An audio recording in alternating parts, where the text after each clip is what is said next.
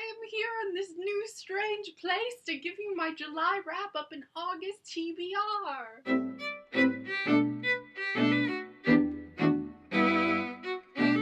This month I read 7 books, and I am going to show you what they were. For the first part of July, you guys know that I was participating in the 30-Day Reads Challenge created by Ritzy. So the page numbers of these few books go towards my page count total for 30-Day Read. First up, The Woman Who Swallowed Her Cat by Rob Myers. This is a collection of just weird, gross, and gruesome medical tales. Now the thing about this book is that all of these are real, except one, because it doesn't tell you. So there's one story in here that is completely made up, and the rest of them are all real, but they all sound like they could be made up, because there's some really freaky shit in here. I give this 3 stars because it was written hilariously, like, spot on writing. It wasn't exactly my cup of tea. If there's anyone who shouldn't be reading gruesome medical stories, it's probably me. With my insane anxiety, I kind of thought all of these things were going to happen to me.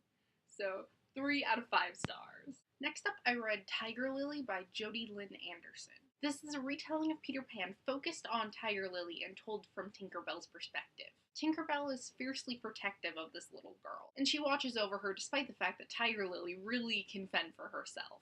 She is super kick-ass, although she is described a little bit like, not like other girls, and that's a trope I'm kind of sick of. Of course, Peter and Tiger Lily fall in love, but it's not really a story about their romance. It's a very complex book. There are so many layers involved. It is about family and identity and outsiders and community, and it was such an interesting book. I've never read anything quite like it before. I gave this book 4 out of 5 stars. And then I finally got around to reading Stardust by Neil Gaiman. You all know that I love retelling of fairy tales, and this was a fairy tale in itself. If you don't know, this story is about Tristan Thorne and his love for a girl. He loves her so much and she doesn't love him, so he is all like, hey, look at that falling star. If I go catch it, will you do anything I want you to do? And she's like, yeah, sure, whatever, go catch the falling star, right.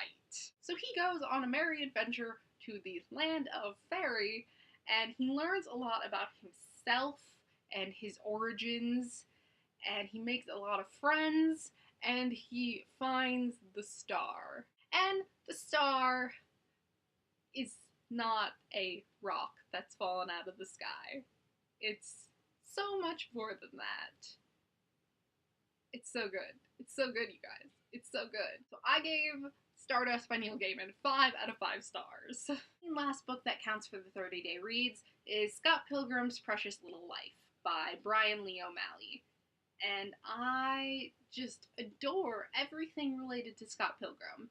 You know, I love the movie, and I love this, and it's just so witty, and so unique, and great, and for all of you that don't know, Scott Pilgrim is a graphic novel about Scott Pilgrim, a Canadian 20-something who's in a band and dating a high schooler, yeah. And then he meets Ramona Flowers, falls head over heels for her, but he has to fight her 7 evil exes. 5 out of 5 stars. Next up, I read On the Island by Tracy Gravis Graves.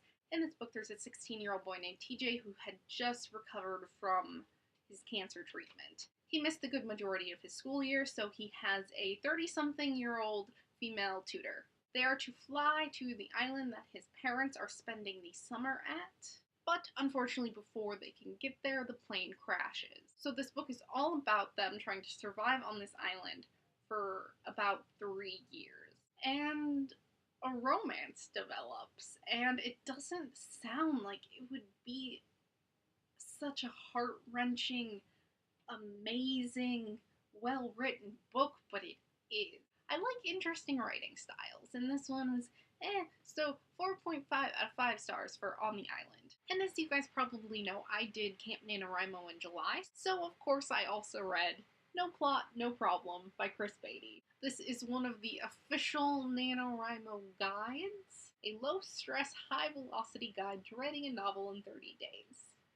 And I've read this before for a previous NaNoWriMo, and I just love it so much. It has such great advice. It's probably one of my favorite writing books ever. So 5 out of 5 stars. And finally, I read The Last Summer of You and Me by Anne Brashers. I read this book because I thought it would be a good summer read because of the beach and the fact that it has summer in the title, and because it's written by Anne Brashers, who is the author of The Sisterhood of the Traveling Pants, which is a series I liked a lot when I was younger. This novel is about two sisters, Riley and Alice, and their best friend Paul, who they've spent the summer together on this little island every single year since Alice was born. However, Paul has been gone the last 3 years. He decides to come back for one more year because he can't stand being away from Riley and Alice. Paul is, of course, in love with Alice, who is the younger sister, and he feels like this is wrong. He feels like it's almost incest. You're supposed to like Paul. I'm pretty sure you're supposed to like Paul.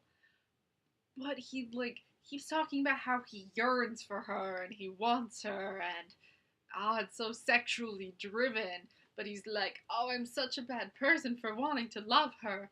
The romance is bad. It's not a good romance. Once again, one of those love interests who think that to punish themselves, they're going to punish the girl that they love. That's not a no, stop using that in books. It's bad. It's not good, especially when they end up together and he learns no lessons. It's just, ugh.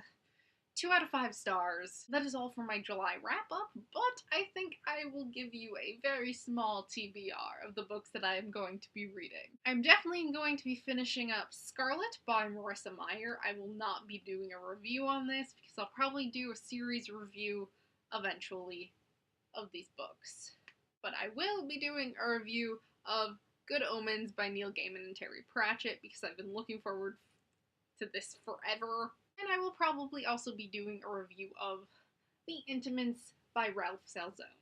Once again, if you'd like to see a full review on any of the books that I mentioned in my July wrap-up, just ask and I will probably do one. That is all for my July wrap-up and my August TBR, so I will see you guys next time.